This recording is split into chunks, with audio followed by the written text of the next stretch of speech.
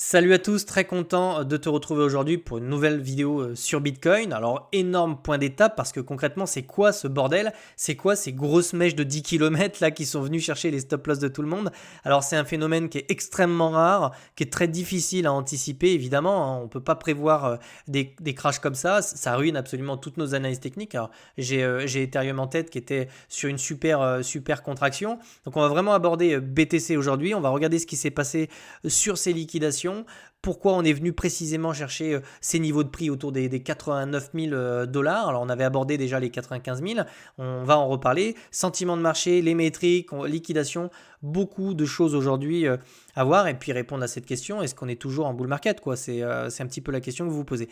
Alors tout de suite on va rentrer dans le détail, obligé en fait de commencer cette vidéo par de la macroéconomie.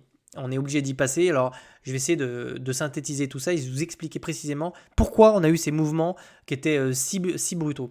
Première chose, on a eu des news macroéconomiques extrêmement mauvaises, extrêmement anxiogènes. En réalité, on savait que Donald Trump allait mettre des droits de douane sur des tarifs sur le Canada et le Mexique, mais les contre-tarifs, en fait, c'est des nouvelles qui viennent surenchérir. Et donc, quand Donald Trump vous dit, bah, puisque toi tu mets 25 aussi, moi je vais mettre 50, on rentre dans autre chose là, d'accord? Surtout qu'il les a appliqués. Donc là, le marché déteste ça. Savoir que alors, d'un point de vue personnel, j'aime pas les guerres militaires évidemment, mais d'un point de vue structurel, les marchés financiers détestent les guerres économiques. Elles réagissent beaucoup mieux aux guerres militaires qu'aux guerres économiques. Et les guerres économiques, c'est-à-dire des tarifs, ce genre de choses, ça vient scléroser les marchés, ça les met dans le doute comme ça. C'est pour ça qu'on a un gold qui fait un ATH au passage, hein. Et on a eu un dollar index qui a repris de la valeur, des indices qui se sont vraiment pris une tartine. Donc les guerres économiques, c'est probablement le pire truc que vous pouvez rencontrer sur les marchés et ça peut nous faire entrer en bear market, hein. Réellement, hein. C'est réellement possible en fait, d'accord? Alors attention, je pense que c'est une forme de bluff, je pense que c'est pour négocier, d'accord? D'ailleurs, instantanément, et on l'a eu aujourd'hui, dès que les marchés ont commencé à plonger, Donald Trump a commencé à faire des annonces en disant qu'avec le Mexique, finalement, les droits de douane, c'était plus ou moins abandonné pendant un mois. Il a dit qu'il rencontrait Trudeau pour discuter, etc. Donc vous voyez déjà, le discours s'adoucit, c'est plus le même, hein. Il veut pas non plus devenir impopulaire, hein. Si les marchés s'effondrent parce qu'il fait des annonces comme ça de guerre économique, ça va le rendre impopulaire. Donc le mec, je pense qu'il est en train d'adoucir son discours et il commence à rassurer un petit peu les marchés. Voilà ce que je pense en tout cas de la situation macroéconomique. Qu'est-ce qui se passe concrètement quand on a un ordre qui vient se faire exécuter? Alors là, c'est très clair. Le week-end, vous avez peu d'institutions qui tradent, etc. Donc, c'est plutôt des particuliers, d'accord? Et des market makers. Donc, ceux qui apportent de la liquidité sur les marchés. Et en fait, ce qui se passe, je pense, hein, en réalité, il y a de grandes chances que ce soit ça. Pour des mouvements comme ça le week-end, à mon avis, il y a de grandes chances. Les market makers peuvent pousser un petit peu, vous voyez, pour venir déclencher des stop-loss en série, surtout quand vous avez des bad news. D'accord? Parce qu'en plus, vous avez les bots algorithmiques qui s'y mettent, les market makers qui poussent un petit peu les prix, et comme ça, ils viennent en fait provoquer ce qu'on appelle des cascades de liquidation. Donc, c'est quoi une cascade? Bah, admettons que vous avez un ordre ici. D'accord? En fait, en réalité, les poches que vous avez là, je répète quand même, ça, c'est des poches de liquidation parce que vous avez des longues ici. D'accord? Donc, c'est des stop loss si vous préférez. Enfin, réellement, ça s'appelle des liquidations. Mais c'est le prix de clôture de l'ordre. Et quand quelqu'un lance un long en réalité et qu'on vient chercher sa liquidation, ça va balancer un ordre de vente en fait dans les order books au marché. D'accord? Qu'est-ce qui va se passer du coup quand on va venir chercher cet ordre-là? Et ben dans l'order book, il va directement exécuter son ordre de vente et ça va venir en fait exécuter une vente qui vient déclencher toutes les autres. D'accord? Donc une vente vient déclencher la deuxième, qui déclenche la troisième et ainsi de suite. Et vu que c'est des millions, des centaines de millions, des milliards, eh bien on a ce qu'on appelle des cascades de liquidation. Et c'est pour ça que dès qu'on est venu chercher ces poches-là, les choses se sont vraiment accélérées. D'accord? Donc là, on est venu chercher la poche et lorsqu'on l'a vraiment transpercé comme ça, on a eu en plus de ça de la panique, des gens qui ont probablement vendu, quasiment évident, hein.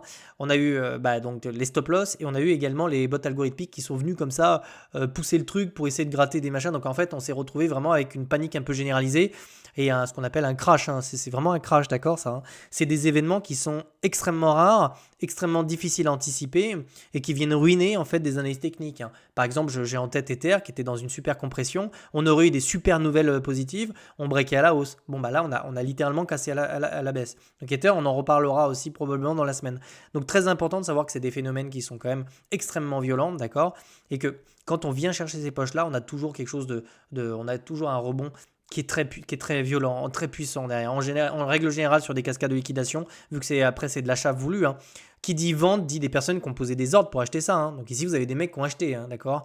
Sur Ether, c'est pareil, vous avez des mecs qui ont touché de l'Ether de 1100 dollars. Donc il faut bien comprendre que ces poches-là sont des aubaines, hein, pour certaines personnes qui mettent des ordres et qui se font déclencher, d'accord. Le rebond, c'est sur les good news du lendemain, etc. D'accord. Donc voilà pour les cascades de liquidation qui sont faites le week-end, provoquées par des market makers, des bots algorithmiques principalement, et des mauvaises nouvelles, d'accord. Donc ça a provoqué vraiment ces mèches-là. En ce qui concerne la map en weekly, alors on a toujours cette correction qui descend sur le MACD, ok. Alors ce qui est plutôt rassurant, c'est qu'on est toujours autour des 100 000 dollars, alors même qu'on commence à passer négatif, qu'on va commencer à basculer négatif sur MACD. Si on arrive à tenir les niveaux qui sont ici, d'accord, donc on ira voir dans le détail après, on est vraiment dans un range, et qu'on arrive à passer MACD et qu'on est négatif ici, vous aurez une continuation haussière sur Bitcoin si les nouvelles sont bonnes, d'accord. Parce que si ce n'est pas le cas, regardez ce qui se passe, quand on a un MACD qui commence à plonger comme ça sur des sommets et qu'on repasse négatif, on peut vraiment avoir quelque chose de beaucoup plus... Voilà, on peut avoir des corrections qui sont beaucoup plus fortes, d'accord. Là c'était pareil, dès que vous êtes repassé négatif, derrière on s'est tapé une baisse extrême. En revanche, quand on vient vraiment consolider alors qu'on a un MACD négatif comme ça, comme le dernier range ici, alors ça vous assure à peu près qu'on aura de la consolidation. Donc ça veut dire que globalement, il nous reste pas, grand chose là pour commencer à être vraiment fixé en fait sur notre sort. C'est que si vous voyez un MACD qui commence à repasser négatif alors même qu'on est toujours coincé dans le canal qui est ici, c'est extrêmement bull, d'accord. On aura cette information, donc je vous en reparlerai à ce moment-là. C'est le chemin qu'on a l'air d'emprunter, surtout quand je vois qu'on a récupéré une bonne partie de la baisse sur BTC. C'est plutôt, ça invite plutôt à la consolidation maintenant à l'intérieur de ce range. Donc on va tout de suite rentrer en fait dans le détail, hein. Et ensuite on ira voir un petit peu le sentiment de marché, d'accord. Ça, ce sera intéressant également d'aller voir ça. Donc, on va pas se mentir, ces patterns redécomposent complètement l'analyse technique. On rentre dans autre chose qu'on avait déjà évoqué, d'accord. Mais là, on est réellement dedans maintenant. Je vous avais déjà tracé la semaine dernière ce range-là. On peut dire qu'officiellement, on est dedans. Ok, on est dans ce range, c'est-à-dire que pour le moment, faut pas s'attendre à grand chose. On revient chercher le bas, le haut, donc on va s'ennuyer de nouveau, c'est terrible. Mais vraiment, on est à l'intérieur de ce range-là, et donc tant qu'on évolue à l'intérieur de ce range-là, et qu'on a ce MACD qui commence à reprendre un petit peu du momentum, faut quand même partir dans l'idée on peut éventuellement avoir une continuation haussière, d'accord. Vraiment avoir cette bougie ici de rejet avec ce ravalement et récupérer des niveaux qu'on avait perdus est plutôt pour moi quelque chose pour l'instant de positif, d'accord. On peut déjà observer, donc si tu enlèves les corps de bougie, là, les corps de bougie, les ombres, les mèches, on voit quand même qu'on a eu cette divergence haussière cachée qui nous montre qu'ici on a retrouvé du momentum. Donc ça c'est aussi quelque chose de plutôt positif. Donc ici, le contexte maintenant qu'on va devoir observer dans les prochains jours, c'est tout ce qui se passe en fait entre ces deux bornes. Ça va être du bruit, ça, d'accord. Nous, ce qui va nous intéresser maintenant, c'est d'essayer, et c'est toujours la même chose, c'est de maintenir toujours la même chose, hein. Ça n'a pas changé en réalité. C'est pour ça que je vous dis, c'est très important, hein, d'avoir une mèche qui se fait ravaler, parce que si j'avais fait mon AT hier et qu'on était sur ces niveaux-là, eh bien mon AT aurait été complètement biaisé, d'accord. Donc là, c'est intéressant de voir qu'on a ravalé cette mèche, qu'on a eu une belle réaction et qu'on a toujours ce creux ascendant. Donc en fait, ça me paraît fou malgré les liquidations qu'on a eues, mais la dynamique au sein de ce range, eh ben, pour le moment, en fait, elle est toujours haussière. On fait des creux ascendants. Pour l'instant, on fait des résistances qui sont ascendantes. Donc maintenant, l'objectif, c'est de vraiment casser ce range. Alors, je ne vous dis pas qu'on va le faire du premier coup, hein, je sens le traquenard là, surtout qu'on a encore des... D'ailleurs, ça, c'est au passage, c'est quelque chose qu'il va falloir surveiller, hein, parce qu'on a de nouveau des grosses liquidations qui sont sur ces niveaux-là. Donc le scénario du je reviens juste chercher et je fake out une troisième fois serait extrêmement mauvais, hein, pour moi, hein, je pense, hein. Je préfère vous le dire comme je le pense. Si on revient chercher ces poches de liquidité là et qu'on se fait de nouveau rejeter, bon bah on repart de nouveau dans le canal pour revenir chercher le bas. Et là, on aura probablement de la peur, hein, ok. Donc, je préfère vous prévenir. Donc, pour l'instant, en fait, tant qu'on ne revient pas chercher le haut du range, je te dirais qu'on a le temps de voir venir les choses. Par contre, si on revient casser le haut du range, qu'on se fait ravaler et qu'on se fait rejeter à l'intérieur du range, bon, ça va commencer à ressembler à de la distribution, ok, d'accord. Donc, il va falloir se méfier, ok. En ce qui concerne le sentiment de marché, j'aimerais bien qu'on aborde ça rapidement.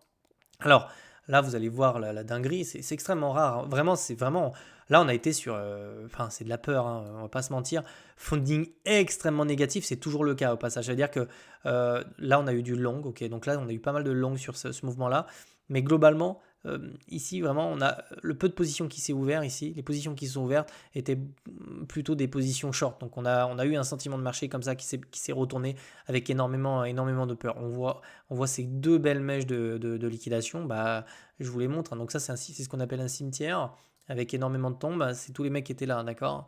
Ça c'est voilà ce que vous voyez en fait sur le funding là, sur le funding, sur les liquidations, c'est les types qui sont là, d'accord, qui ne sont plus dans le marché au passage.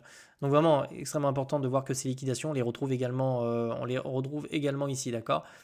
Donc ouais, on a retrouvé là un sentiment extrêmement baissier en 1 heure. Alors peut-être pas en daily, on va aller voir ça si ça veut bien charger, pas encore en daily. En daily, on a toujours un funding qui reste. Si en daily, on est repassé négatif, ok. Donc funding négatif en daily, extrêmement intéressant de voir que sentiment de marché c'est vraiment retourné avec ces liquidations, d'accord. Rien de plus sinon qu'on a vraiment, on a vraiment des positions qui se clôturent petit à petit. Euh, Rien de plus, hein, très très peu d'intérêt, très très peu d'intérêt. Si on dézoome ici, on serait sur un sommet de marché au passage. Vraiment, ça c'est vraiment très bizarre. On serait sur un sommet de marché avec un funding négatif, ok. Donc très très loin, enfin on est très très loin je pense d'avoir un top, je peux me tromper évidemment, hein, mais très très loin d'avoir un top définitif avec un funding négatif, je serais quand même le premier, premier surpris, d'accord. Qu'est-ce qui se passe ici? On va regarder un petit peu ce qui se passe. Ok, donc là on aurait probablement plutôt des gros portefeuilles qui seraient plutôt à l'achat, ok, plutôt à l'achat, enfin de ce que je suis en train de voir, plutôt à l'achat, intéressant ça. Et les petits portefeuilles ils font quoi? Les portefeuilles font pas grand chose, ils étaient plutôt ici, plutôt à la vente, ici ils font pas grand chose non plus. Ok, bon, intéressant. Des fois ça peut donner aussi sentiment de marché.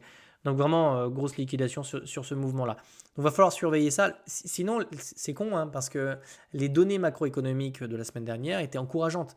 Elles étaient vraiment encourageantes. On avait vraiment une inflation qui était vraiment redescendue ici. Les données macroéconomiques, alors pour information, ça c'est assez drôle, Donald Trump avait poussé Powell à baisser ses taux. Powell a dit non, on les maintient à 4,5. Aujourd'hui, comme par hasard, Donald Trump vient te dire que Jérôme Powell avait raison de les laisser à 4,5. Donc vous voyez bien que tout ça est un énorme cirque. C'est à se demander si le mec sait vraiment ce qu'il fait. J'imagine que oui, j'espère en tout cas. Mais on commence à avoir comme ça, il tempère un peu plus son discours, il commence à rassurer un petit peu les marchés. Et donc ça nous redonne un petit peu du temps. En tout cas, pour certaines altcoins, on arrive à retrouver. Alors on a certaines altcoins qui ont bien tenu, hein. J'ai vu Sol qui a bien récupéré. Mais globalement, on a quand même bouffé des moins de 30% sur quand même pas mal d'alt. Donc je pense qu'on en parlera également dans la semaine de ça. La vidéo risque d'être un peu longue, mais j'aimerais aussi aborder, et ça je le ferai probablement demain ou après-demain, la BTC dominance, extrêmement important, d'accord. On va également voir le Total 3, extrêmement important de voir les structures dessus. Ok, donc on essaiera de faire tout ça dans une autre vidéo pour pas que ce soit indigeste pour vous. Je vous souhaite de passer une excellente journée et puis je te retrouve demain. Ciao.